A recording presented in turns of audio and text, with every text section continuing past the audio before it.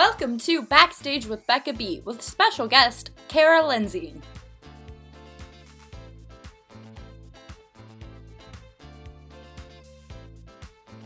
Hi everyone, and welcome to this episode of Backstage with Becca B.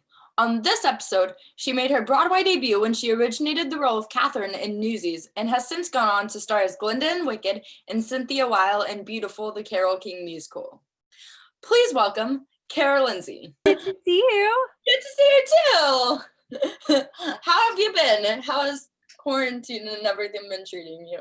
Oh, great. You know, we have our little baby boy, so he keeps us very busy. You might hear him for a second.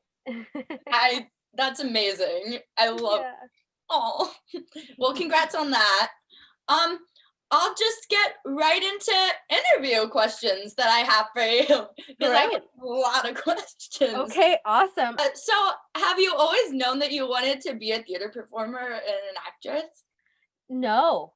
I mean, I have for a long time. I think, ever since I was in seventh grade, seventh grade, I would say. Maybe eighth. I was bit by the theater bug around sixth, seventh grade. So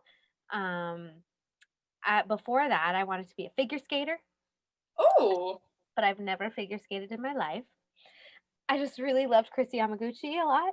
I wanted to be a soccer player because I really loved Mia Hamm. I love playing soccer. Those were the things I wanted to be before being on Broadway. You're like, I want to be in sports and go to the Olympics. Yeah, exactly. Because why not?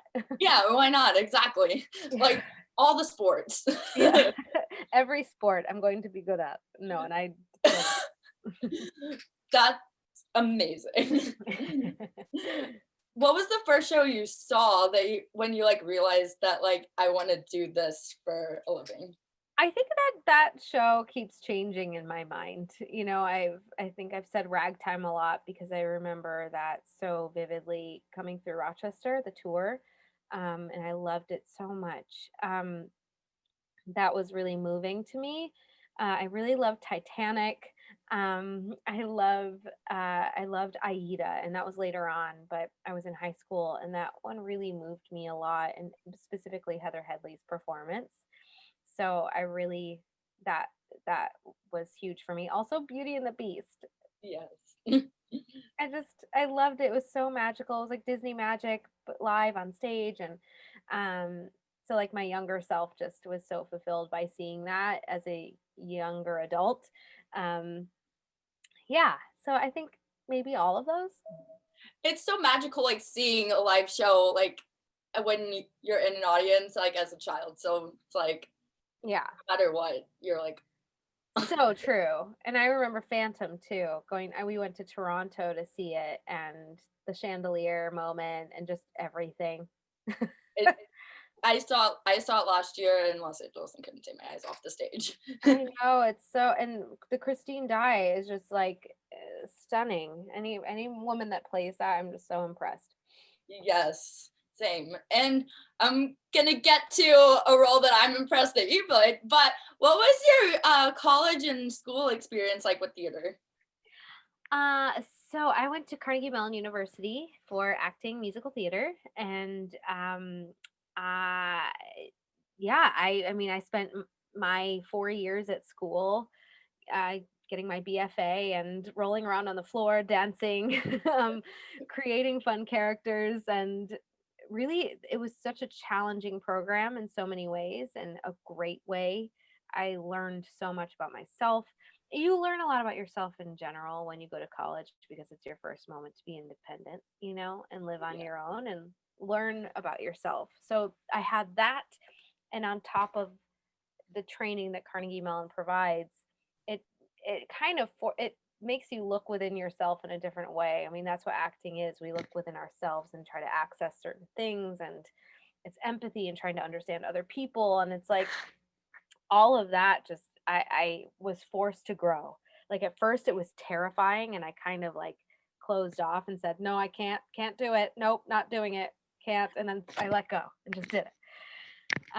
So I think yeah, it was awesome. I got to do You're in Town when I was in college. I did a sideshow when I was in college with my best friend Kirsten Scott, who's also in the Ooh, business, and she's amazing.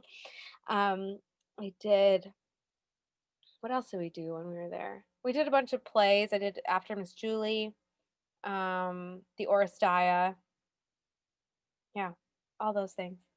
just everything and anything. So you like got all the experience to help you with your successful Broadway career Oh, later in thanks. life.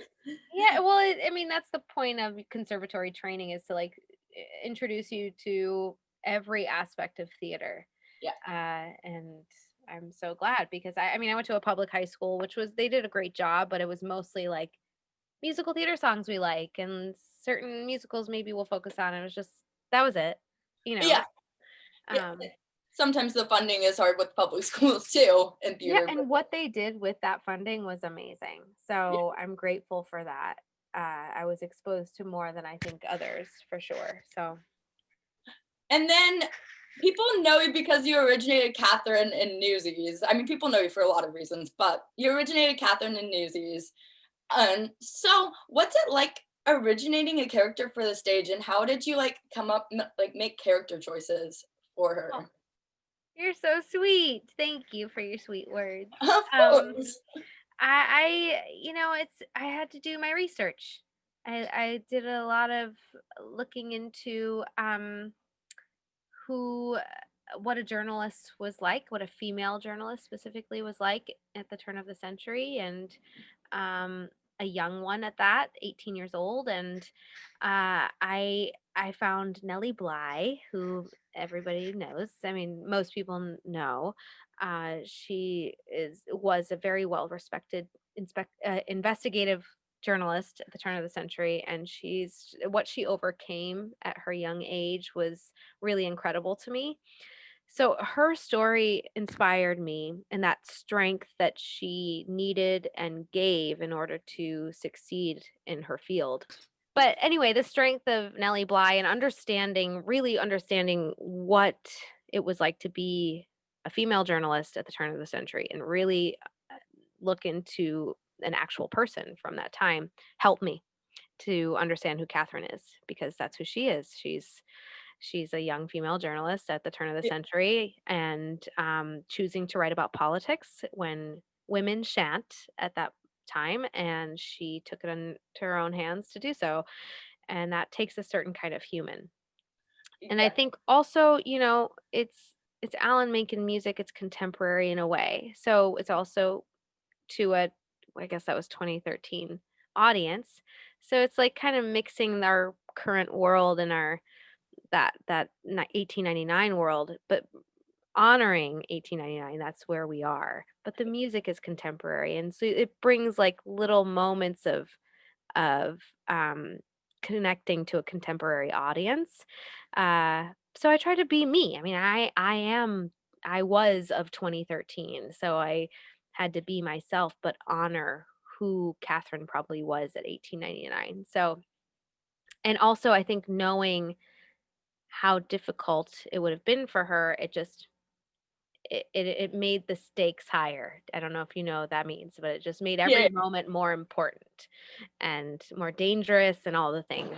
So, yeah. I love that you brought yourself to the character because I feel like that helps a lot with like I don't know, just in any role, like even if you're playing something that like has been around for a while, like Linda, which I'm gonna get to in a sec, Mm. but it helps audiences like love the character even more. That makes sense. Aw, thanks. I mean, well, also like when we play characters, we are ourselves. I mean, we can't you don't want to see me play a version of what I think Catherine should be.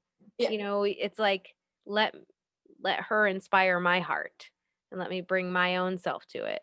It's like you don't want to put a hat on a hat. It's like too many things and then we don't see the heart of the character. So I tried to let it come from me too and understand how I would feel back yes, in 1899 and my fears and also like me mustering up some bravery. So it's coming from that, but researching enough so I have enough information to be as specific as possible. Um, makes so sense. yeah. Yeah. And then I mean, one of the songs you sang in the show, Watch What Happens, it's like, I feel like you have to have a lot of breath control for that show, especially just singing like 8 times a week. You have to like train your voice. How did you manage to do that 8 times a week? Oh, you're so sweet. Well, honestly, working with my voice teacher, Joan Later, she's the best. But she actually gave me the biggest epiphany. She said, "Stop singing. Stop singing so much. Like you're speaking. Just speak." Okay. Because I was singing the da da da da da da da da da da da da da da, so much, and the more singy you get, the less breath you have. And she was also, and she said, when you speak, do you think about when you're going to breathe? When you're having a conversation with somebody, are you like, I'm going to take a breath here? Not No, really. exactly. So she's like, stop thinking about it. So I stopped thinking about it, and it actually helped a ton, Yeah, because so much. it's so fast. Yeah, it's very fast, but it's like nothing because I do think about it as if it's speaking on pitch, and it's not as much energy. You don't need to put that much energy into it as you think. Y- That part. You can sing for the chorus. Da da da da da da da da da da da. Sing for And that. yeah, but the audience really doesn't know that you're not singing, to be honest. I don't pick up on that. Well, I am still singing. Like I'm singing Yeah, pitches, but it's yeah. not like so Like write what you know, just so sing. It's not like that. It's just speak singing. not overthinking the singing. Yeah, like not pushing it, essentially. And how long did it take for you to learn the choreography for Newsies? Oh my gosh, that took me actually quite a long time in comparison to the boys. I mean, I mean, they're so fast. it's insane. Yeah, they're incredible. So it took me probably twice as long as them, but they saw it once and did it. I was like, "I'm sorry. Okay, now I'm here. Can you do it again? And then again, and then can I have a private session, please?" So it took me a day. But honestly, for them though, it took them maybe an hour. It's just I went home crying that day that we learned King of New York because I felt like such an idiot. I was like, "Oh my god," because I have not been keeping up with, especially now, but I was taking dance class at that time, but not as much as they were. And learning a combination is a whole other muscle that you need to tone and strengthen. And dancers are very good at that, picking up the routine, let alone implementing it. So I felt like I could implement it, but I couldn't pick up on it. So I was like, I don't even know what to implement because I haven't really learned it yet. So it took me about a day. And then honestly, after the day, I was unsure about it. So until I was actually sure about it, it took me like a week. Hey, I feel like it would take people like normal people like me, like untalented people like me, like 10 You're times the talented. amount of time. I No, don't dance at all. no, you're great. You're fabulous. I could never do any dancing like the dancing in Newsies. I mean, I can't either. I could do King of New York, but that's it. That's amazing. I know, honestly, I love tap so much. So I'm really grateful that that's like the only dancing I've really done on Broadway, dancing. Done Yeah. a little bit in Wicked, little bits, but tiny bits. Like we're at the prom. And popular kind of. Yeah, Kind of. I really enjoy doing bad dancing though. Speaking of Wicked and that dancing, the less serious dancing. So when did you hear that you got cast in Wicked, and what was your reaction when you got cast in the show? I found out when I was in Newsies actually on Broadway, and I think it was winter time. Oh no. Oh no, it was fall. So it was right around Halloween that I auditioned for Wicked, which is so funny because I remember I was with my girlfriend Kirsten Scott, who I was just talking about, and my friend Thea Brooks. They're like my best friends. And we had a Halloween night together, and we had like a bunch of candy and all the things, and we had a sleepover, like we were 10 years old. Love it. And I could not sleep at all because I was on a sugar high. And then I had my audition that day for Wicked. So I was like, I guess this is appropriate that I'm on a sugar high and like no sleep, just like crazy looking. But that's that I was much less nervous that way.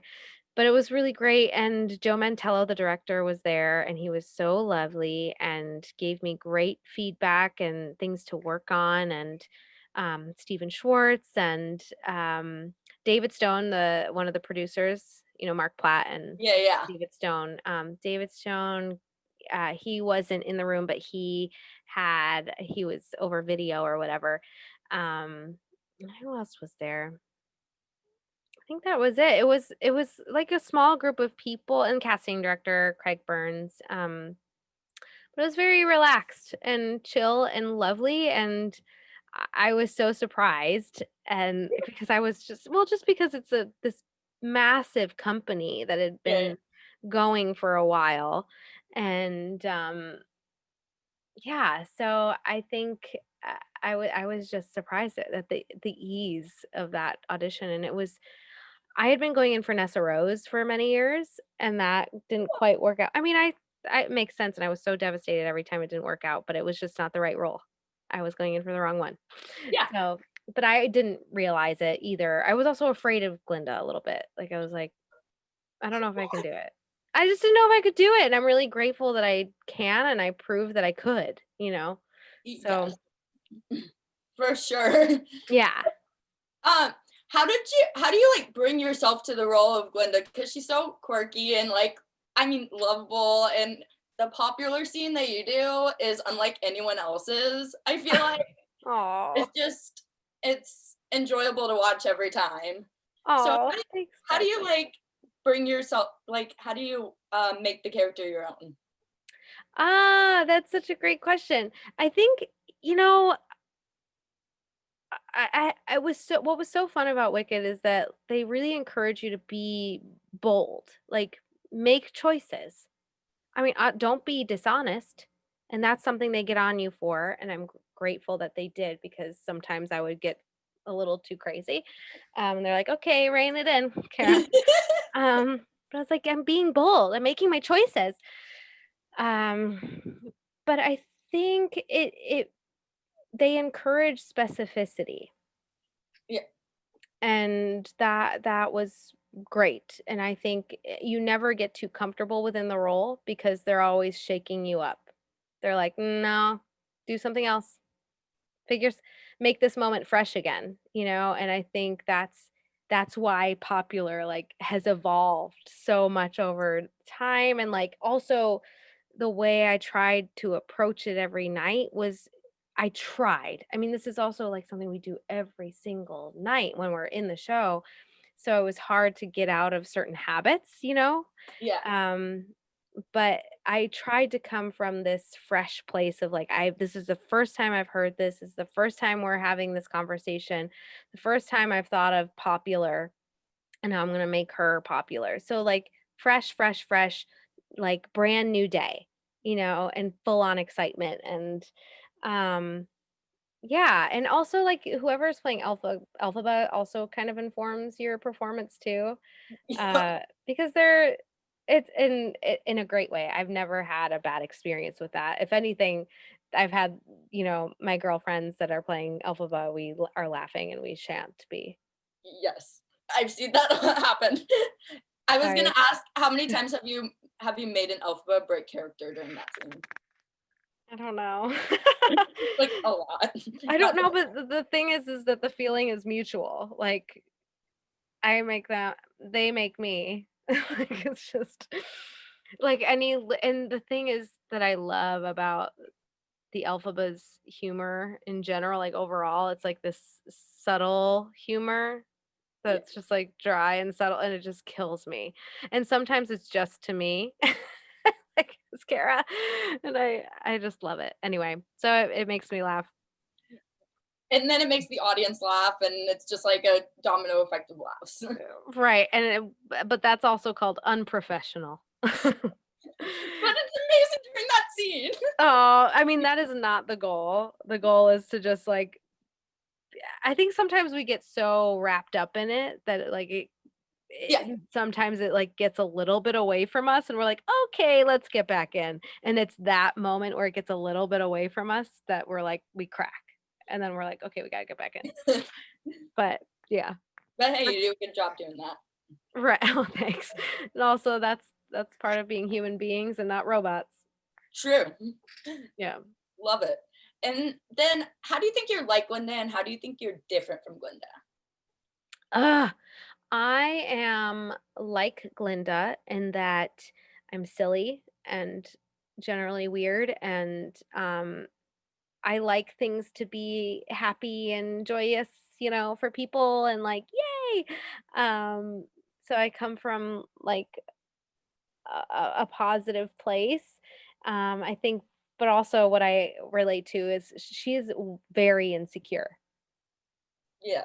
Very. And that's something that I had to wrap my mind around in terms of like relating to her because I didn't see that at first. I just saw selfish, overly confident, like me, I, just and putting other people down. And I was like, oh my gosh, how am I gonna connect to this person? I felt like I was kind of playing a part.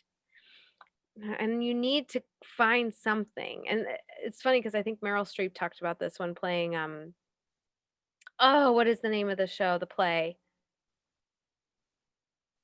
I can't think. I'm a mom. But she was talking about this character that she was playing that she hated. She's like, I could not, as an actor, you want to find at least one thing that you like about the character that you love. Like, you have to love them. She's like, I didn't love them. I hated them.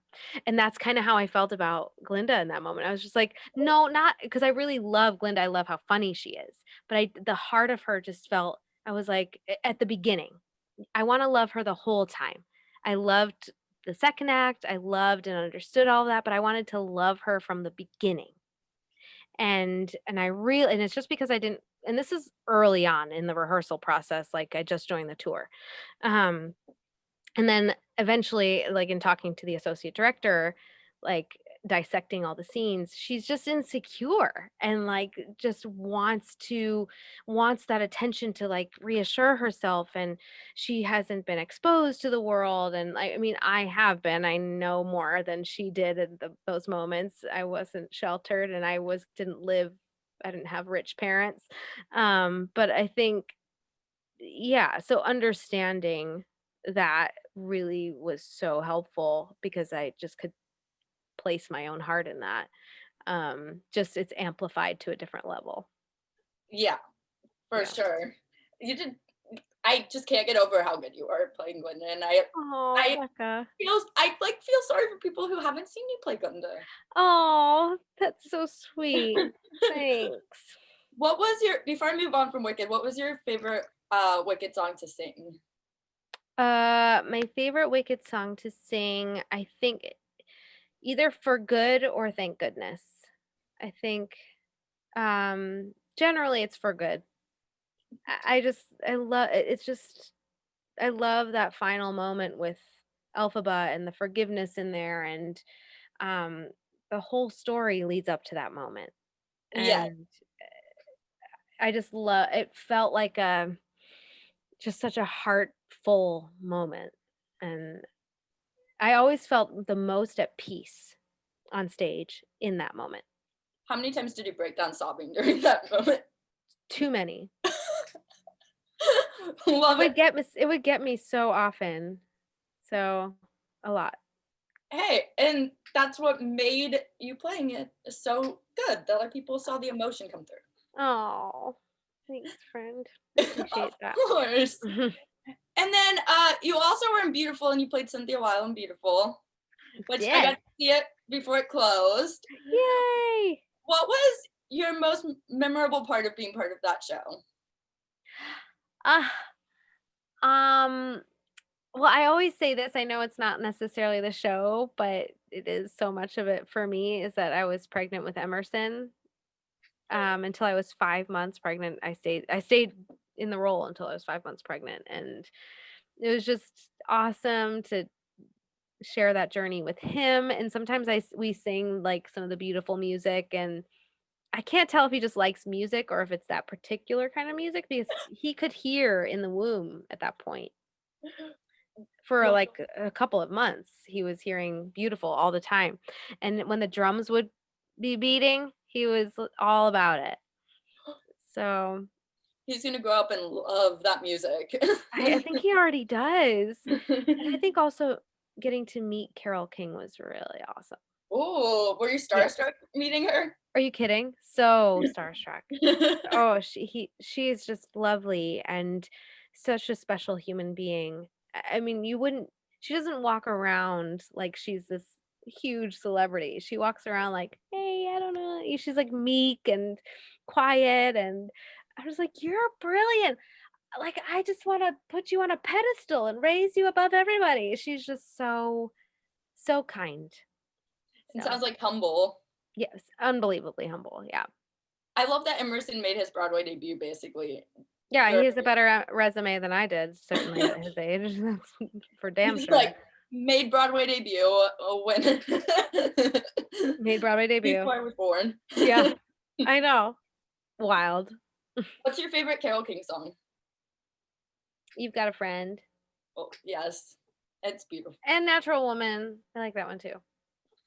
Yes. And I was gonna say when you mentioned Thank Goodness, the belting moment in that song with uh Oh, Thank the Goodness. crossed bridges you cross, you didn't Yeah, know.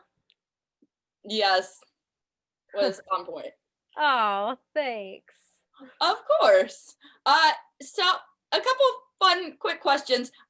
If you could write a jukebox musical, what singer would it be about? Oh,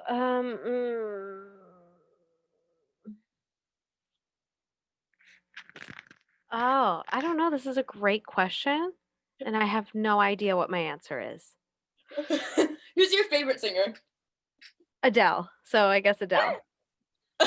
There we go. She's one of. I mean, I love Beyonce too. So Both would be great. yeah. Both would be fantastic.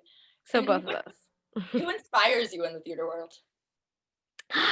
Oh, I gosh, there's so many. Where do I start?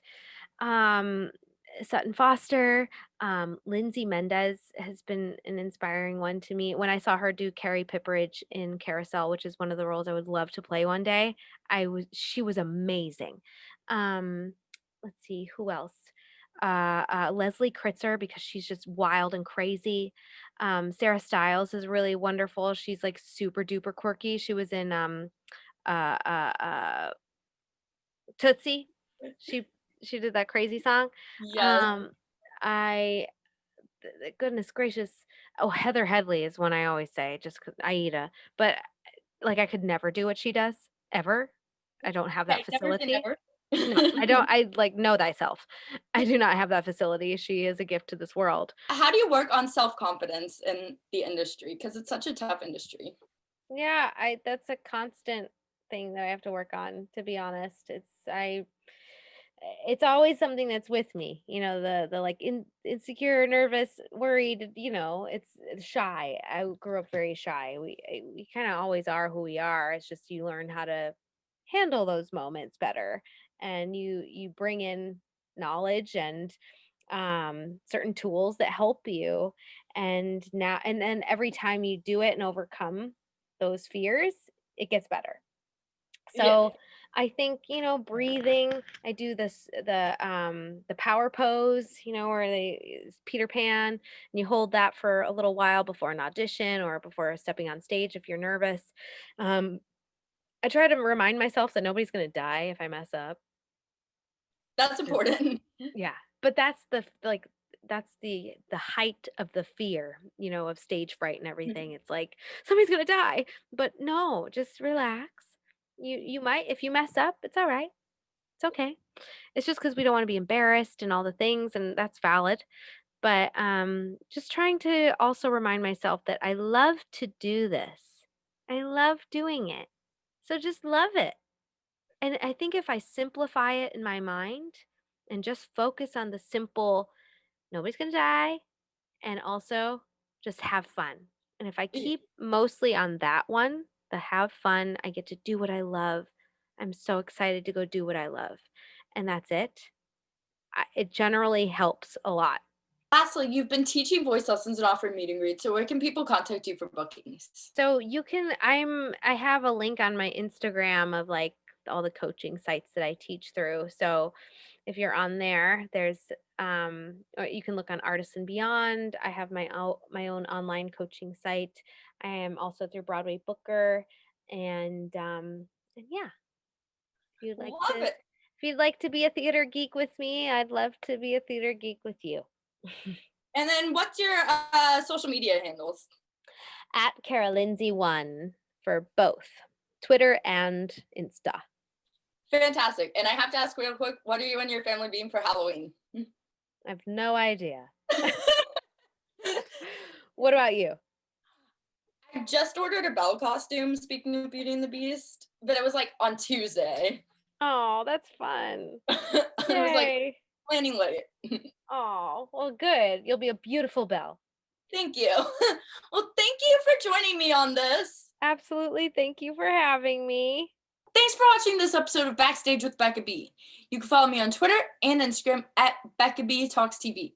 Or for more exclusive content from this interview and more, you can follow me on Instagram and Facebook at Backstage with Becca B.